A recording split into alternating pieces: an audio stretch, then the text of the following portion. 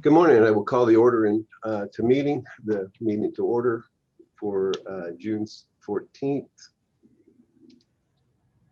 The meeting of Old Town Local Review Board. We're conducting today's meeting in a virtual setting using Zoom. Members of the public may view and listen to the meeting via online through the city's website as noted on the agenda. Board Secretary, may we have a roll call, please? Yes, sir. Board Member Bays. Present. Board Member Blair. Present. Duvall. Present. Jackson. Present. And have Moore is absent today. Is she okay, or is she, anybody know? No status updates. Okay. Okay, do we have any public comments today? I do not, but I'm going to read this anyway. A total of 30 minutes is provided for members of the public to address the Local Review Board on items that appear on the consent calendar or a matter not listed on the agenda. Each speaker is limited to 3 minutes for all business items on the agenda. Each speaker is limited to 5 minutes. For this meeting, public comments may be submitted and read into the record pursuant to the notice provided at the top of this agenda. As a reminder, this meeting is being conducted utilizing teleconferencing and electronic means. Any public comments that were accepted electronically via email or by mail will be read into the record. Details associated with viewing the meeting, ADA accommodations, and submitting public comments were available on the agenda and on the city's social media platforms. The city has received no public comments. Okay, thank you very much. All matters listed under the consent calendar are considered to be routine, and all will be enacted by one roll call vote. There will be no discussion of these items unless members of the Local Review Board request specific items to be removed from the consent calendar for separate action.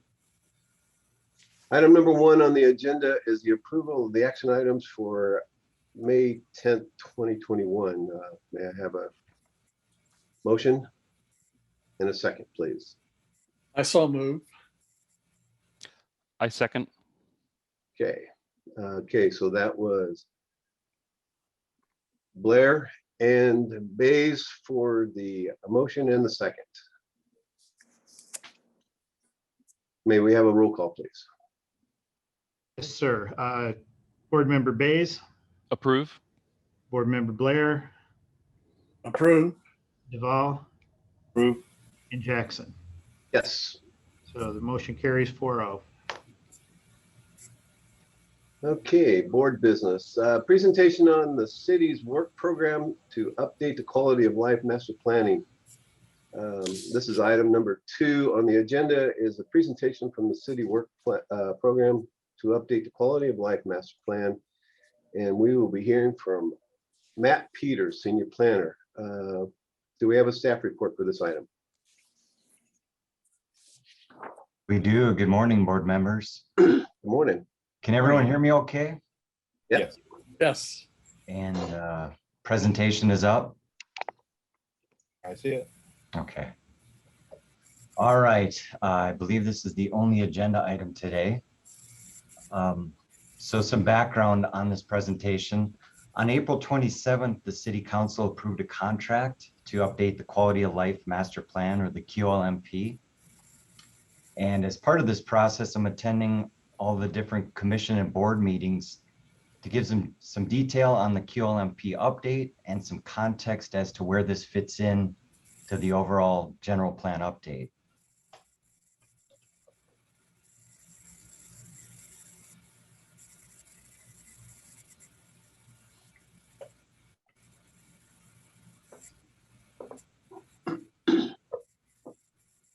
Did that advance the slide? No.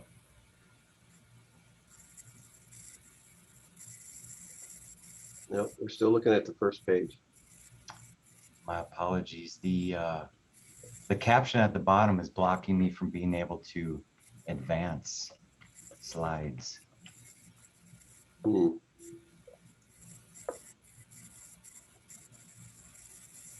Okay. Why don't we turn the caption off?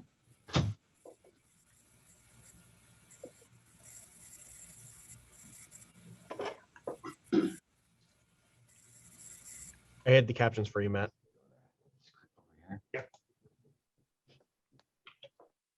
Okay, thanks, Brandon. Sorry for the technical difficulty, everyone. Is that second slide up? Background in Yes. state law? Okay. Yes, it is. Okay.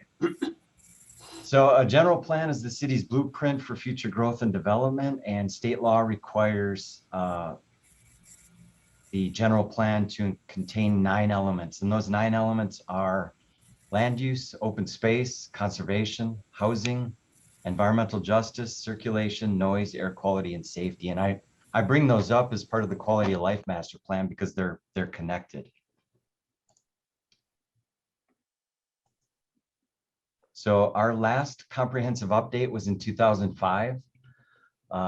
And the general plan has been amended over the years to change land uses, reflect policy changes, and to meet statutory requirements. And a couple of examples of recent updates to the general plan include the Altair specific plan, which was adopted just west of Old Town, and the adoption of an affordable housing overlay zone, or an AHOZ, to accommodate affordable housing. So over the past few months, we've met with the general plan update subcommittee consisting of Mayor Edwards and Mayor Pro Tem Ron to discuss the process of the update. And a couple of the key takeaways are that we should phase the update over time using grant dollars, and we should update the QLMP first as the foundation for the general plan update. So the QLMP as the foundation for the general plan, the QLMP identifies the city's 6 core values, and you can see them in the colored boxes there. They range from a healthy and livable city to an accountable and responsive city government. And the idea is that the quality of life master plan will serve as the foundation for the general plan update. And what we'll do is we'll slot those 9 required elements in the general plan underneath the broad categories of the quality of life master plan.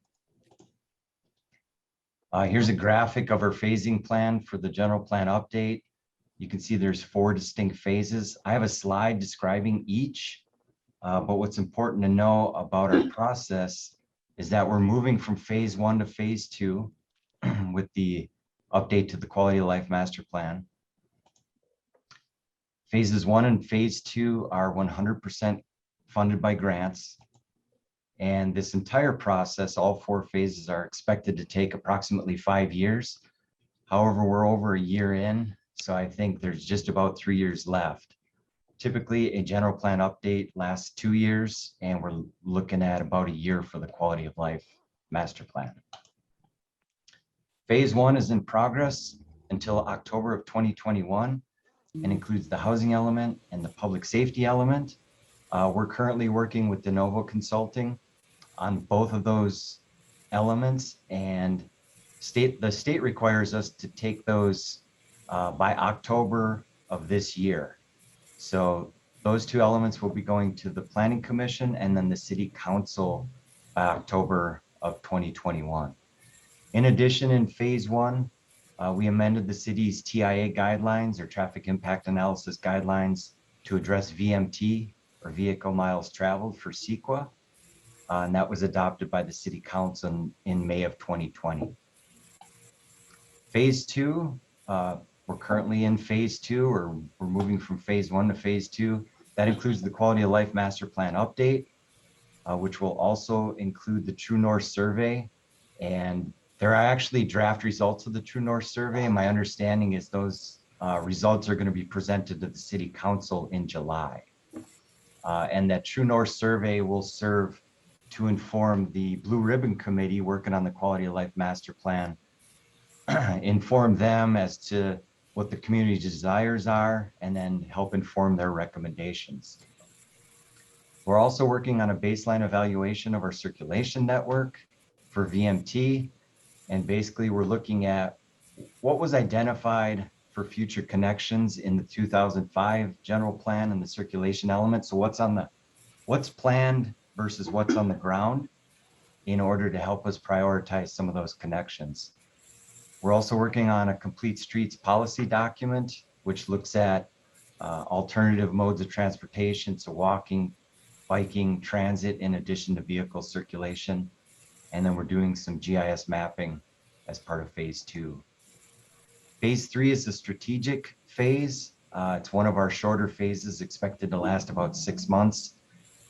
And we're accomplishing quite a bit in phases 1 and 2. Phase 3 allows us to kind of look back at what we've worked on and ask ourselves some questions and go through a strategic or a SWOT analysis where we look at our strengths, weaknesses, opportunities, and challenges moving into the final phase of updating the general plan. And a few examples of questions we would ask ourselves are, what did we learn during the quality of life master plan update? What did we learn from our VMT or our baseline VMT evaluation? And then we'd also look at some partnerships and opportunities for outreach as we go through the process of updating the general plan. We'll also establish a general plan advisory committee, and then we'll develop an RFP and a consultant selection committee. And we'll move into phase 4, which is the general plan update. And a significant part of the work effort with the general plan update is also the EIR, which would include a climate action plan as part of the EIR. So on the screen now is a graphic that shows the quality of life master plan. Across the top, you'll see in red, we have the different blue ribbon committee meetings. And we have yet to have our first blue ribbon committee meeting. I think we're looking at July, August, and we've identified 6 meetings to update the 6 core values. And then we'll bring these back to our city commissions and boards before council adoption.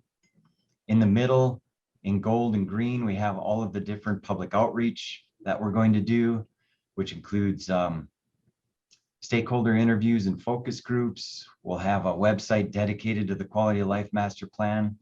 There'll be some pop-up events. There'll be community presentations. There will be plenty of outreach associated with the quality of life master plan update. And then down at the bottom, we have key milestones and deliverables throughout the process. So we have down there when certain drafts of the document will be presented to staff and the Blue Ribbon Committee, all the way through adoption. So the subcommittee recommended a Blue Ribbon Committee, and that was also appointed on April 27th. And again, the General Plan Update Subcommittee consists of Mayor Edwards and Mayor Pro Tem Ron. And the representatives from the different boards and commissions include Lene Turley-Trail from Planning Commission, Ross Jackson from Old Town Local Review Board, David Maddox from the Public Traffic Safety Commission, Kathy Sizemore from Community Services, and Denise Wilson from the Ready Commission. And then similar to the last Blue Ribbon Committee, the General Plan Update Subcommittee wanted a cross-section of the community, wanted diversity on the Blue Ribbon Committee. And I won't read all of these names, but we have a large Blue Ribbon Committee that we'll be working with. And that concludes my presentation. So I'll open it up for questions, comments, suggestions.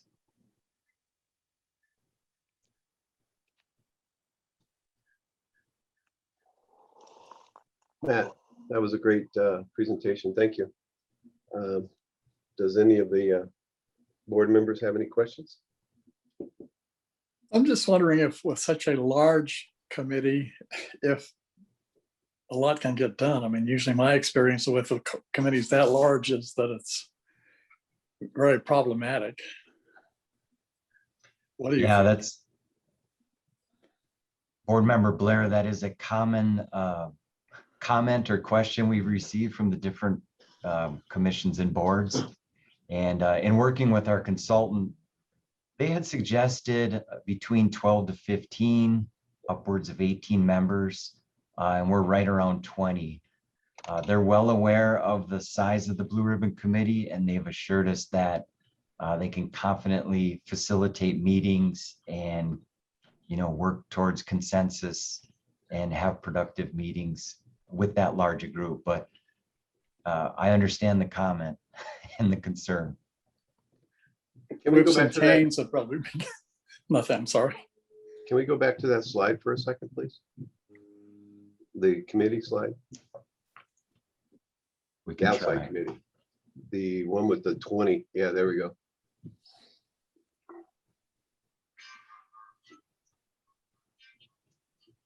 Well, So there's 17 members on there, mhm. and then we have the 5 representatives from the boards and commissions.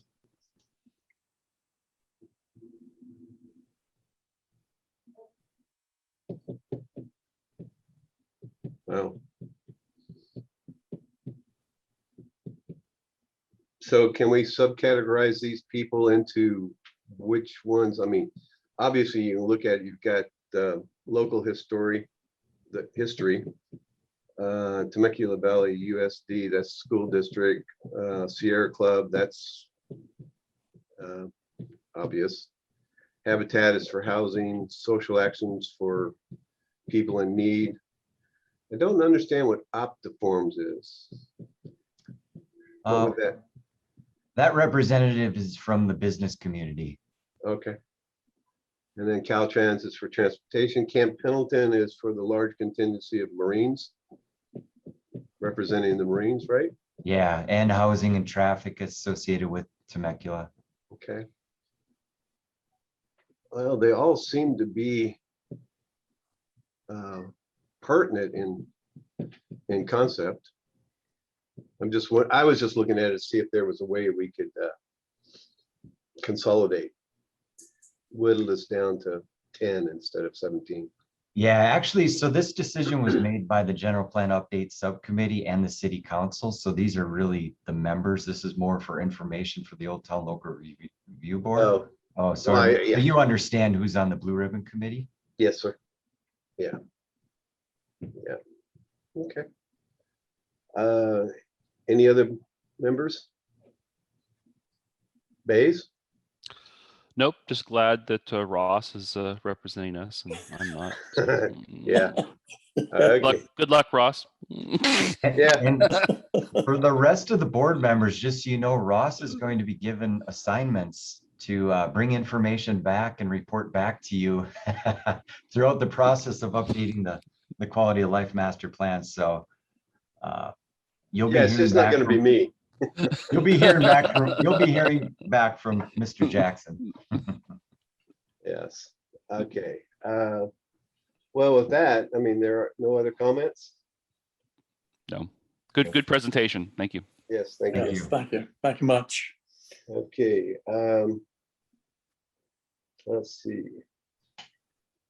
Has the city received any public comments lately? We have received no public comments for this item. Okay. Then because of this is received and filed item, there will be no recall or no call vote for this item. And Public Works Director report. Do we have a report for Public Works? Yes, we do. I wanted to just bring you up to date on a couple of projects that we've been working on in Old Town. One is the sidewalk and street improvements on Fifth Street, west of Old Town Front Street. So we're getting authorization from the council to put that project out to bid here next week, and then we'll bid it out, and probably within, say, 2 to 3 months be under construction on that. And that'll complete the sidewalk on the north side of Fifth Street. And we're also working on completing the sidewalk on the south side of Fifth Street using a contract that's currently underway. So that's the what was done as DG in front of the small barn property. So we'll be actually making that a concrete sidewalk. So that project is underway. We've been working on a project to underground just one remaining overhead electric service on Fifth Street, just east of Old Town Front Street.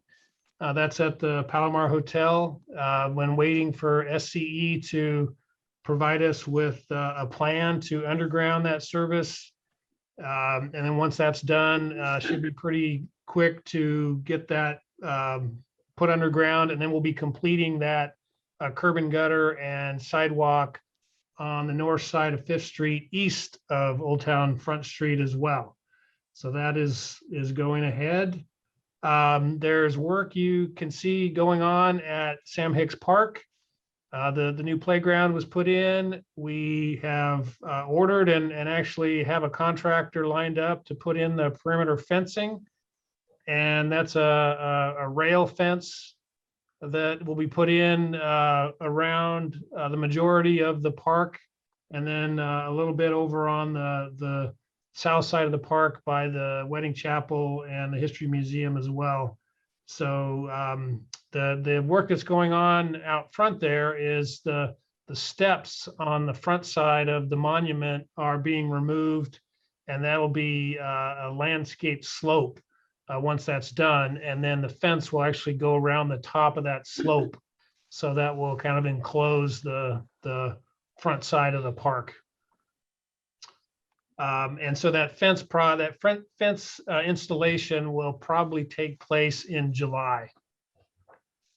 And then another project that was approved by the Traffic Safety Commission and then City Council was to put in an always stop at Pujol and First Street.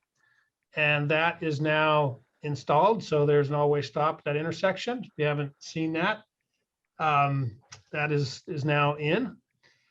And then last but not least, we've had a couple of meetings recently with the Army Corps of Engineers and Riverside County Flood Control District on the completion of the work for the Murrieta Creek Channel. So we just had a walk with the Corps and Flood Control last week on what's called phase 1 of the Murrieta Creek project. That's everything south of First Street. So that they'll be making some final corrections or kind of punch list items on the trail on both sides of the creek there south of First Street.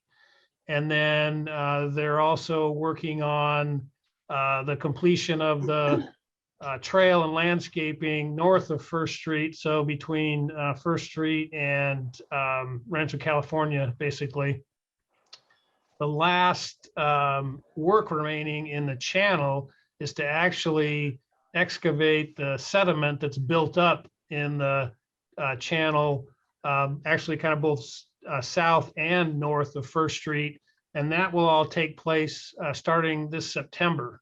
So the core, the kind of the last part of the core work in the channel is this removal of silt that has been built up over the years. So that will all be done in September, and between September and November, basically.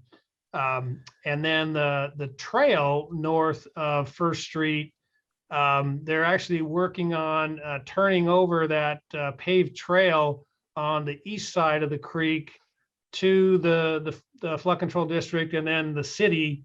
And that's supposed to take place now in either August or September, at which time we would actually take over maintenance of that trail and then be able to open that to the public.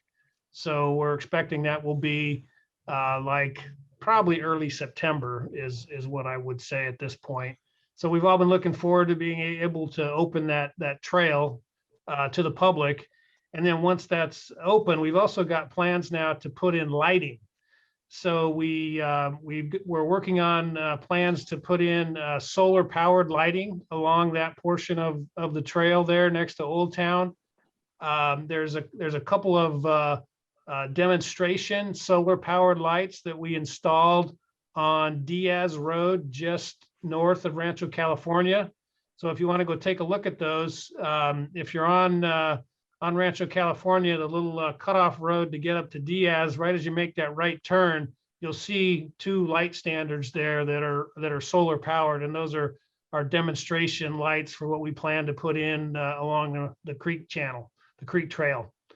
So go ahead, go out and take a look at those and see what you think. And then, like I said, we're hoping to be able to get that trail open in September and get those lights in shortly thereafter. Super. So that concludes my report.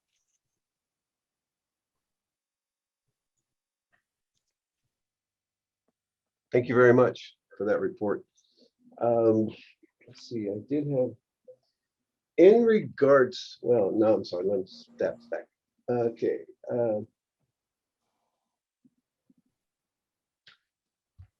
Okay, we are in a virtual setting today, and I asked my colleagues for comments and reports. Do you guys have any comments and reports, sir? No comments or reports from me. Okay, do you have any comments in regards to what the Public Works discussed? I do not. Okay, I have one question, and in regards to the park, removing of the steps, I don't recall us seeing that as far as in the plan for the revitalization and the install of the playground equipment. Was that something new that just happened? And the reason for that to be taken away, those steps to be taken away?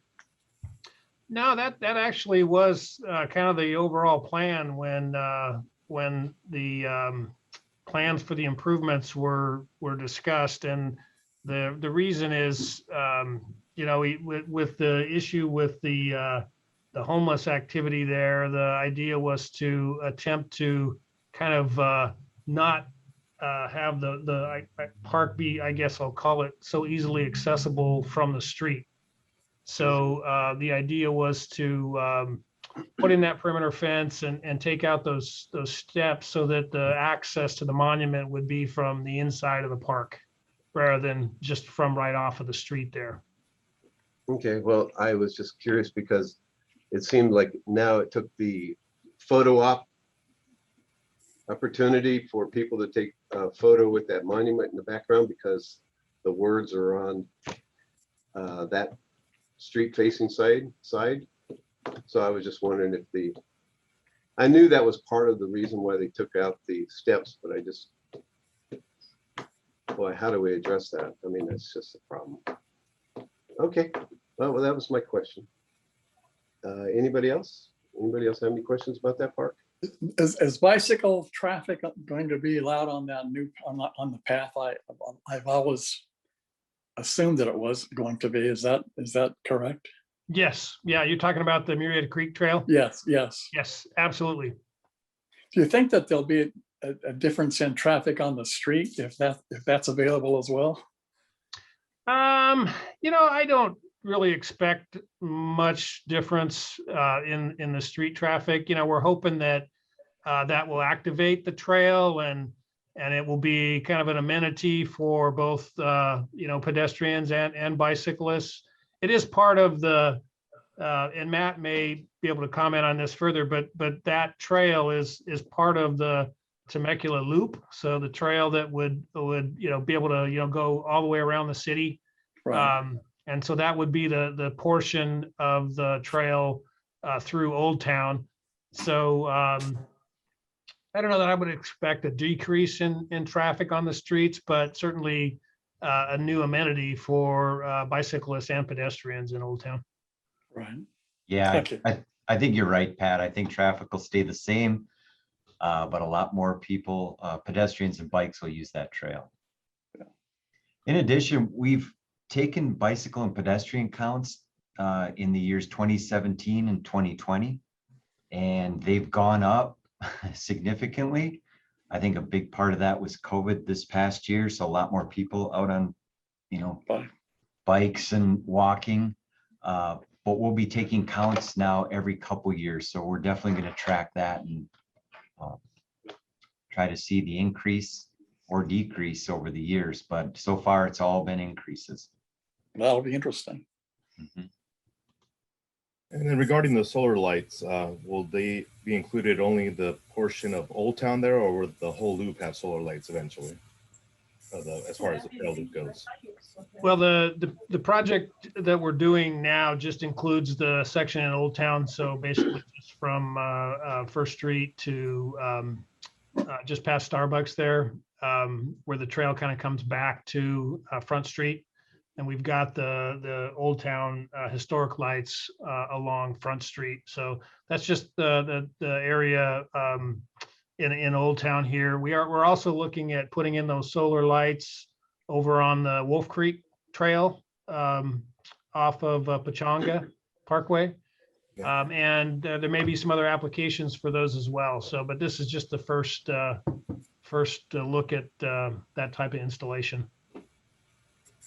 So if I heard you correctly, you were only going to put the lights on the east side of the trail and not the west side?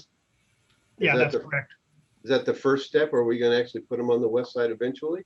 You know, the east side is the one that's paved, and we would expect, you know, quite a bit more activity on the east side than the west side. But you know, that's something that we could potentially look at on the west side. There's, you know, residential over there, and you know, maybe some more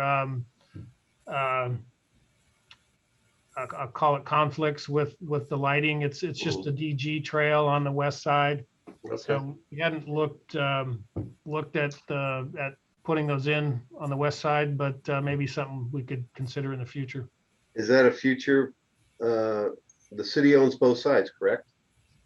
Well, actually, that's technically owned by the flood control district, but the city is going to be providing maintenance under a license agreement from flood control.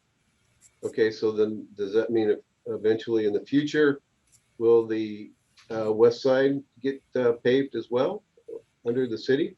And that it's not intended to. It's intended to remain as just DG, just to be, you know, more of a, I'll call it natural trail.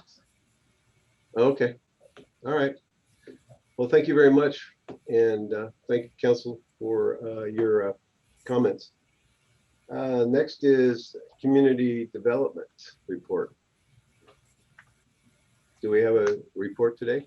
Luke is not with us this morning. He's in another meeting. He did not pass along anything to share to my knowledge, unless Brandon or Matt, you've received something from him. I haven't received anything. Okay, so nothing to report this morning. Okay, then we'll move on to code enforcement. Good morning, code enforcement. Good morning, all. We have a mix of things going on in Old Town, from encroachment. I have several CUP violations, a couple business license violations, a building without a permit. I've got someone who needs planning approval for something that they had installed. And as the last few meetings, I've brought up weed abatement. I'm still waiting for just a couple parcels to finish up with, and then we'll be done with that in Old Town. Okay. Any comments for code enforcement? You guys have anything? Okay. Well, with that in mind, and we're all done, do I have a motion and a second for adjournment? I motion for adjournment. I'll second that. Second. Okay, we have a motion by Bays and by Blair. Second, can we please have a roll call? Yes, we can. Board member Bays, Agree. Blair, Yes. Duval, Yes. and Jackson. Yes. And that carries 4-0. Okay. Well, our next meeting will be July 12th, 2021. That means possibly we can be in chambers, Wow. correct? Stuart? Yeah, I would expect that that's a good possibility, but until we get our direction from city council, we won't know that. Okay, well, then we all look forward to another Zoom meeting on July 12th. Thank you all for attending. I appreciate your support. Thank you. Thank you. Thank you. Thank you. Bye, Have a y'all. good day. Bye. Bye. Take care, everyone.